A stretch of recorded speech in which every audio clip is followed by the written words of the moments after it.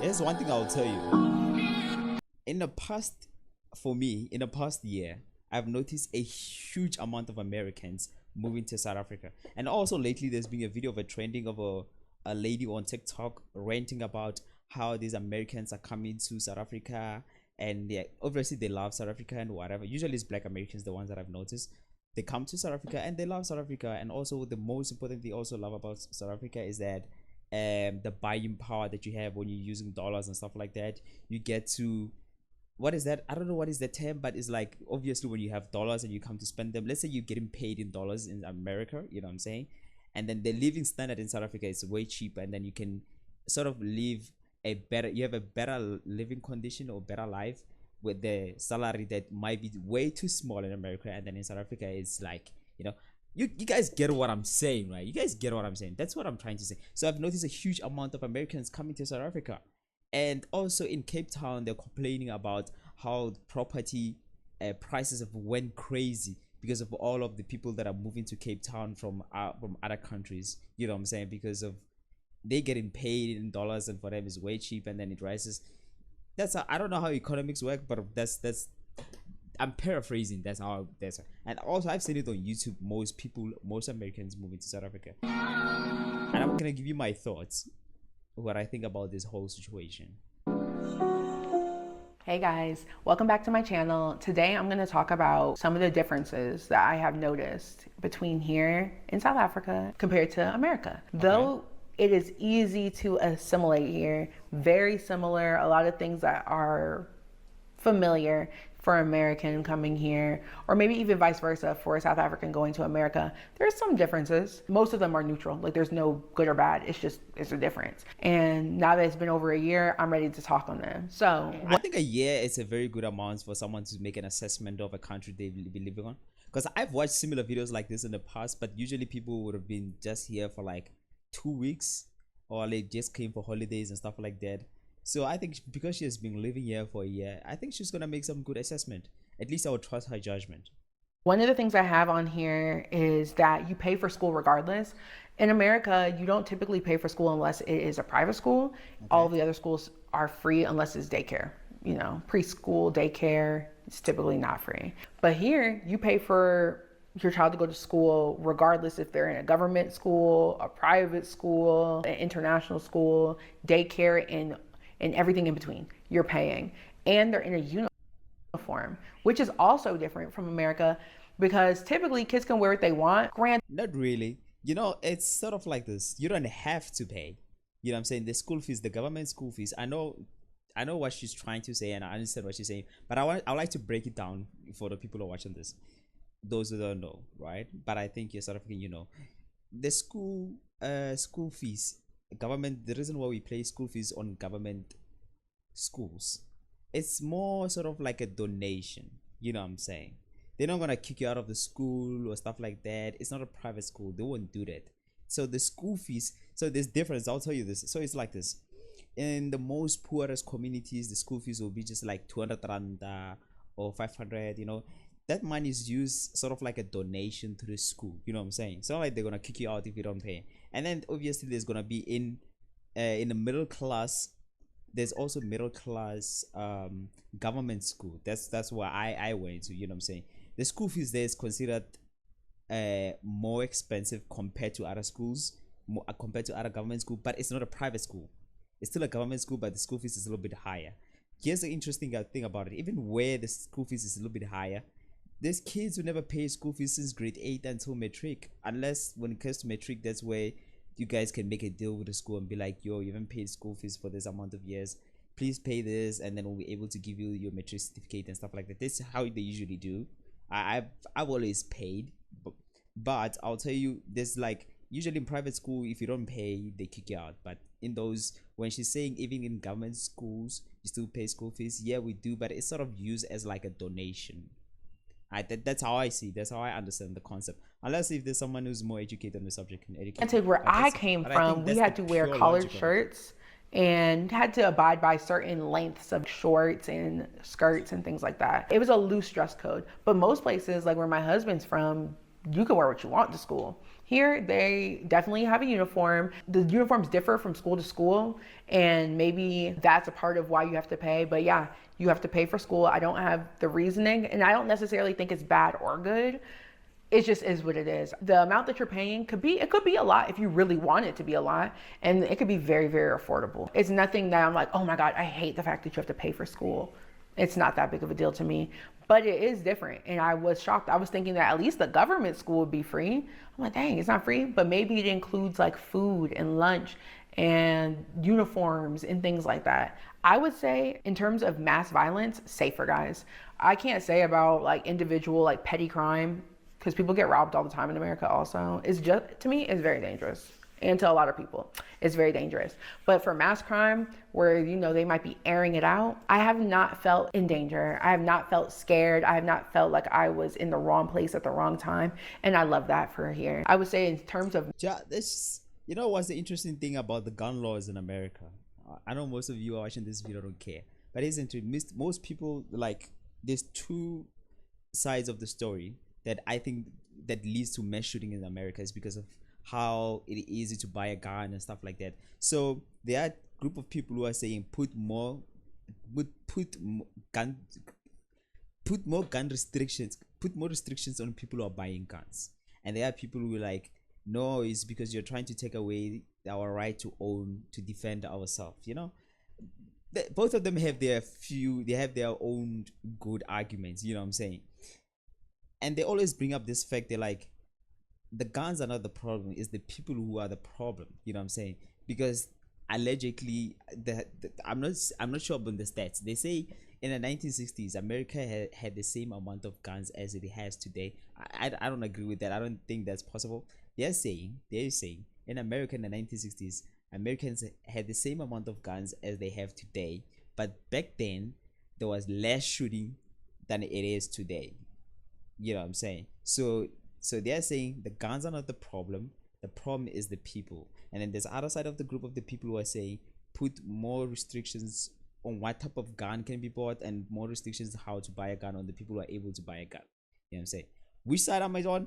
The simplest logical sense. You can't change people just because, even if I agree with the stats, let's say I agree with the stats of saying people who are like, especially on the people on the right, they say I agree with the stats if they say, okay, the guns in the 1960s were the same amount of guns they had. American people had the same amount of guns they have as of today. You know what I'm saying? So you're saying the problem is the people. All right, fine. You're not going to change everyone's mind. You're not going to do that. The only thing you could do is put more restrictions on what type of guns can be bought and make it difficult for people to be able to buy guns. You know what I'm saying? And the other side is like, no, you take it. Not really. We're just making sure that people who are buying the guns are responsible and stuff like that. You know what I'm saying? Because I feel like they said it's something is like you can just walk up and just go to, like, for an example, in South Africa, let me give you an example. In South Africa, buying a gun in America is sort of like you can just wake up and go to Pick and Pay and shop right there, buy a gun and come back as long as you're of age. That's what I had. I might be wrong on the statement though. Mass violence that happens where it's affecting a very big group of people, yeah, not really. Not that I've seen. Now, granted, I'm not always just on TV watching the news, but I have not noticed that. I will say that compared to America, where, like I had already told you guys in another video, I was paying over maybe closer to 18 to 19,000 rand, maybe 20,000 rand for daycare for my son when he was about 9 months. Yeah, that's how much I was paying for him for a month. Okay. In 2023, the average daycare of America, one child, it's what the fuck? 20,000 for daycare? This is like the lowest one here. Home daycare. So if they take care of the kid at your home, 18,000, and then daycare 22. What the fuck? Nanny daycare 60. This is crazy. Babysitter per month. Oh my god, bro. And I would say I have two kids in school, and I do not. America is not a country anymore. It's a big giant business, bro. It's a big giant. That's how I see it. It's a big ass company. Everyone just go there to make as much money as they wanna make and wanna get out. That's how I see it. I might be wrong though, but that's how I see it. It has changed over the way America has changed in the past 10 years. It's just It's crazy, bro. Like it's getting, for me in my eyes, it's getting worse. Pay nowhere near that. I pay a fraction of the cost for a really, really good school, really good program, awesome extracurriculars, awesome teachers, beautiful campus, just all the good things. I found them while I was living in America, and I referred them to some other people as well. And everybody seems to really like it. I had nothing negative to say about the school that we go to. And I definitely don't have nothing negative to say about how much it costs, because it is affordable. In America, daycare and preschool could literally be more than your mortgage. And people's mortgages can get up there. Imagine if you have 2 or 3 children, somehow you might be paying close to $3,000. And that is insane. That's and on the insane. low end, maybe you paying like $1,500, and that is still insane. That's Still like insane. what, maybe like 25,000 rand, maybe 30. I don't know, something like that. Do the conversion. Give it to me in the comments. What is the conversion? But yeah, I love that though, because that is not something that I'm stressed about. Like, I do not have to worry about being a stay-at-home mom, which I was really gonna have to be back home. I didn't go to school to be a teacher, but I was gonna have to teach my babies because it is so expensive. I would have had to keep them at home until they could go to kindergarten. Another thing is that's different is clearly the different music. The music is different from where we are from in America. And don't get me wrong, we hear R&B, rap, pop, all the things. You guys still play those songs, but your actual music that is native to South Africa. I'm a piano. There's one with a G and a Q, and I don't know how to say it, and I don't remember how it's spelled. But there's a lot of different types of music, different sounds, different vibes. I like hearing different music, but there's a lot of different types. Quella. Some of these music, Quella. This one, she googled this one, bro. She googled this answer. Types of music, Even different. I, as a South African, I would have, let's say, list the type of music in South Africa. I would never remember to say Quella unless I've googled that shit. That answer looks like from Wikipedia. Sounds, different vibes. I like hearing different music from different places because I'm clearly a DJ, but just in general, before that, I've always been a music lover. My dad loves music. He has so much music.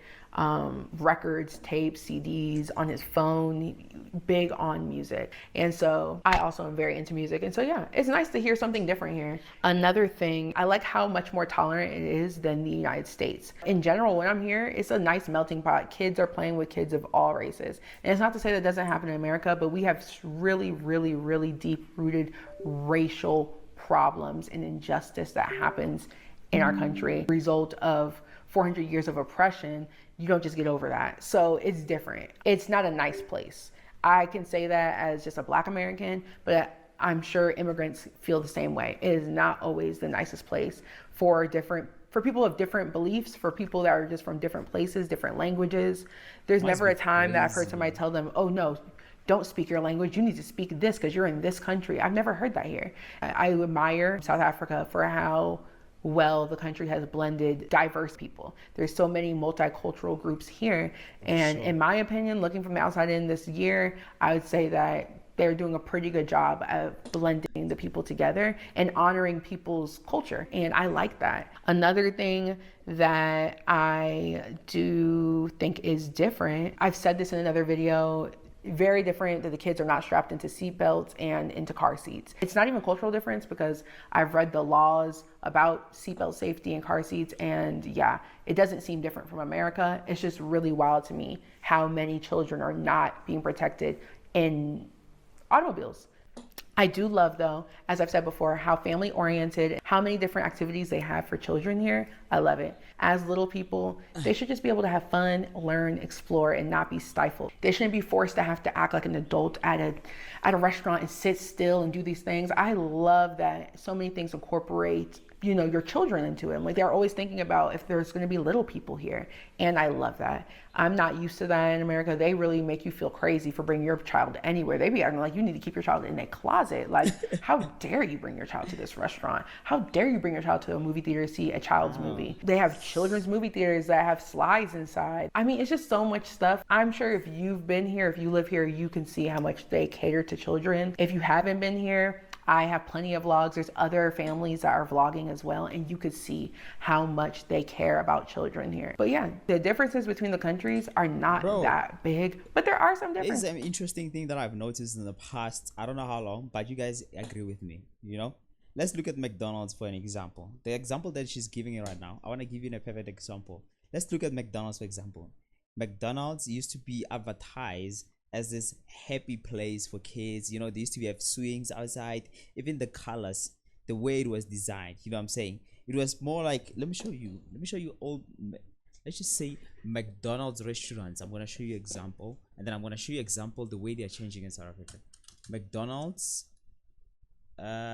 McDonald's restaurants, not jobs. I'm gonna search for a job. Let me see if I hope I can find like good images. Okay, yeah. Look at the example that I'm giving you here. McDonald's used to be like this, right? Used to be like this more, then they used to have swings inside. Used to be like, I would say this is what the old design. I don't want to say kid friendly. I would say it's kid friendly. But now all the McDonald's are changing into this modern design that I don't think is very kid friendly. You know what I'm saying? Also the swings, like they used to be like have swings inside the restaurant. I don't see them anymore. I don't remember the last time I saw like swings at a McDonald's or whatever, like a little play field for kids. I don't see it anymore.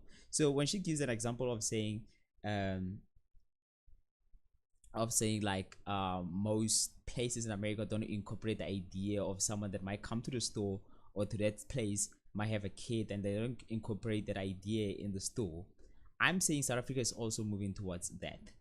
If you look at it from example, I don't know. I wish I had other good examples, but I don't. I think the McDonald's is the perfect one to use in this example. And if this was just like America, I'd clearly just go back to America.